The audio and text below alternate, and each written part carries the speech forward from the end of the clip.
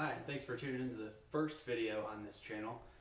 Today I'm going to walk you through how I took my totally stock Subaru Forester and turned it into a pretty decent spot actually for overnight car camping with no building whatsoever.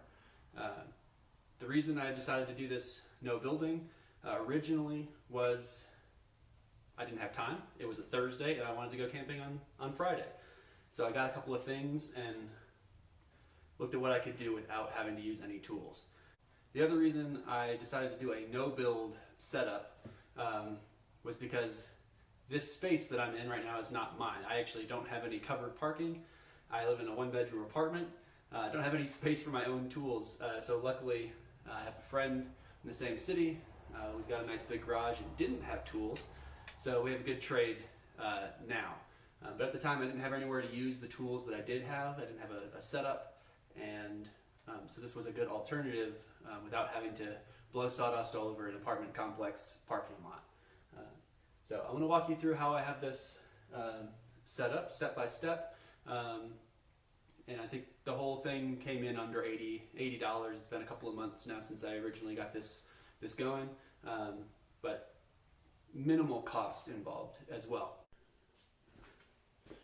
Alright, so underneath the standard kind of all-weather covering that Subaru puts in the back of the Foresters, I used the regular old storage compartment that's under, and I've just got a couple of things that, you know, can come in handy. A shovel, obviously I didn't have a great other place to store it. Got some wipes to get clean, some extra oil. If you know anything about Foresters, they tend to not be very kind to oil. I do have a reflective vest just in case I need to pull over on the side of the road to fix something and it's dark out, as well as a tool roll with some basic wrenches and screwdrivers and things. I also store an emergency kit that doubles as a reflective hey I'm here kind of device, but it has an emergency blanket and jump starter cables. I have my hitch attachment, the ball attachment for my hitch, and a couple of tie-down straps in here as well.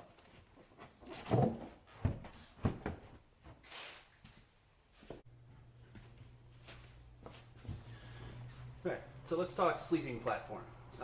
As I mentioned, this was a no-build build. I didn't want to have to make a single cut, so I went to Home Depot.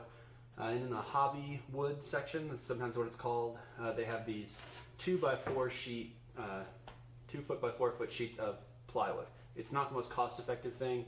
It's a lot cheaper if you have other uses for it to just buy a full sheet of plywood and even have them cut it down into 4 of these pieces. But again, I didn't have anywhere to store. I knew I only needed 2, and I didn't have anywhere to store 2 extra pieces. So I went with these pre-cut panels. One thing to note, it'll be hard to see on camera, but one side is pretty smooth, it's been sanded. The other side is pretty rough, and I'll talk about that when I thought through how I was going to put them into the car as well. On the Forester, this seat back for the rear seats is divided into 2 sections, and I knew that if I put this passenger side one down, that was enough room for me to sleep. The issue in a Forester is right about here. It's not level, it drops down a little bit. So I knew when I slid these in, I had to figure out some way to level it out. Again, I didn't want to use any screws, I didn't want to cut anything. So I'm going to put this platform in and I'll show you what I came up with. So keeping things as simple as possible, in order to get this back end of these 2 panels propped up, again, I didn't want to make any cuts, I didn't want to use any screws. I just folded a couple of blankets that I wasn't using. In a pinch, I could use in an emergency situation as well, which is a benefit, but they get this back end nice and propped up for me.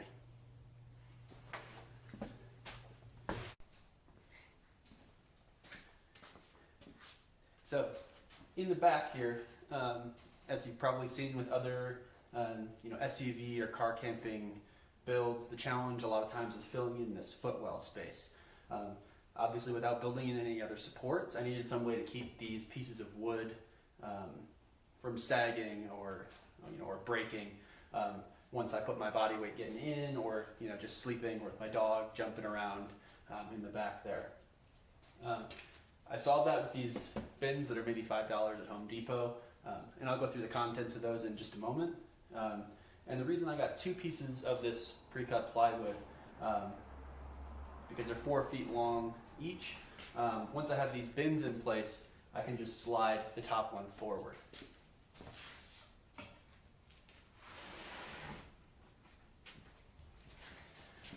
One of the other kind of happy accidents with this no-build build, when I have this wood resting, these bins were almost exactly level with the seat back here folded down and with the front armrest. So those act as additional supports for this platform.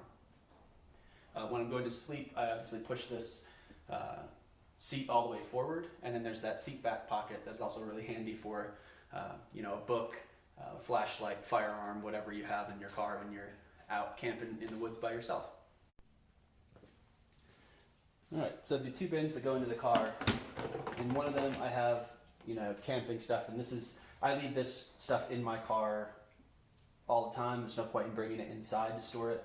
I've got a kettle, some coffee, some instant potatoes, little can koozie, some filters for a pour over Chemex style coffee pot that I actually do take inside because I use that, and some extra propane.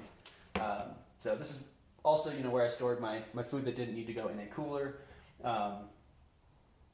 and those sorts of supplies. I got a few little paper towel scraps in there, but that's also where I kept some paper towel, toilet paper, all that fun stuff. The second bin, this bin was kind of a mixture of recovery gear. I'm not really outfitted with a whole lot of recovery gear, and then some extra camping supplies. So this is just an extra sleeping sack. I was camping in the summer. It's December right now, but when I was first using this, I thought my sleeping bag might be too hot, so this is an extra just kind of sleeping bag that's real light. I've got a hammock and a bug netting system for the hammock, some additional tie-down straps, bungee cords, dog, and a pump that I can plug into the cigarette lighter outlet in the back of my car should I need to repair a flat, with the flat repair kit that I also have in here.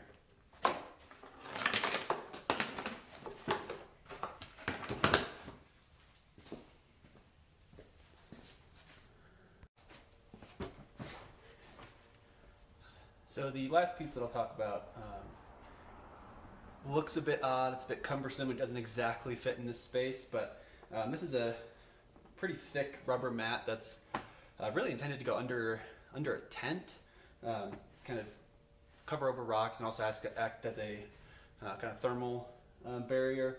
I have it in here, and you can see it's kind of folded around the plywood. That was one, just so it would fit, but it also, as a bonus, wraps around this edge here where it would otherwise rub up against the seat.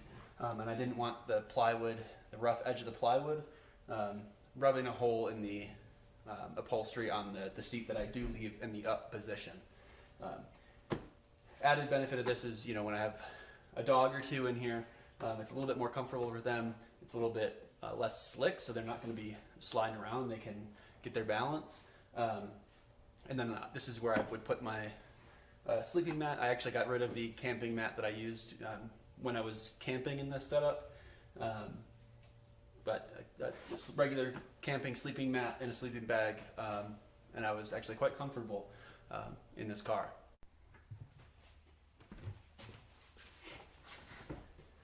So in this open space, this is where I kept 2 really important things for camping. I had my cooler, and I had just a Coleman, standard propane cooking stove.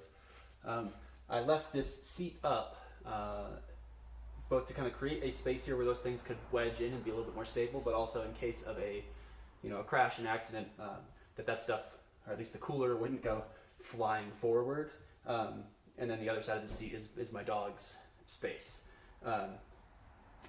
one of the obvious things, problems with it was, I can get into my cooler. I could access the cooler when I was in for the night and that kind of stuff, but I didn't really have a great place to use my stove. I guess I could put it right here. I didn't really want to have, steam or a flame going inside the car.